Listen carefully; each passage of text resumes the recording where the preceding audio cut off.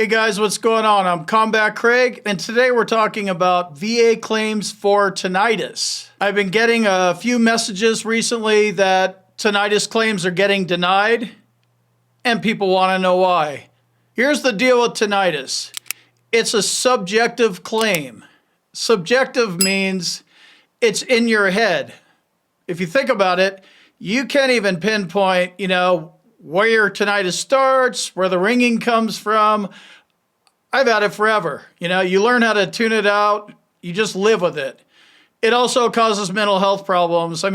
Basically, it drives you crazy.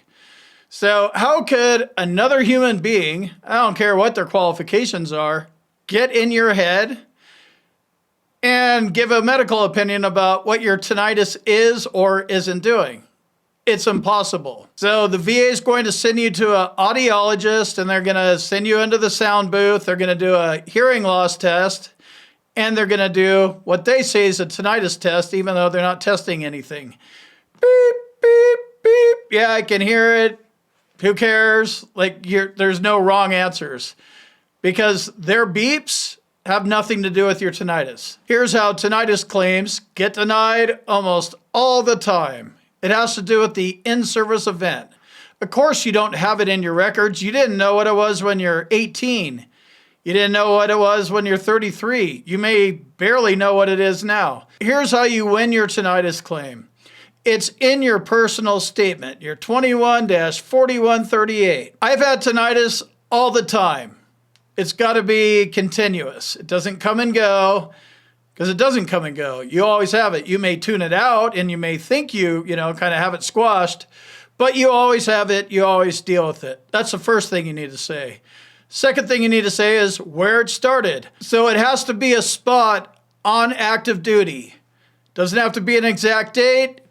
I was on the flight line in Panama, sitting there behind C-130s. I was a cop. We didn't get hearing protection.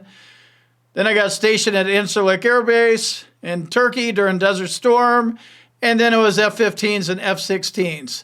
The ringing started in Panama, it was continuous, and then it seemed to get worse when I got stationed in Turkey.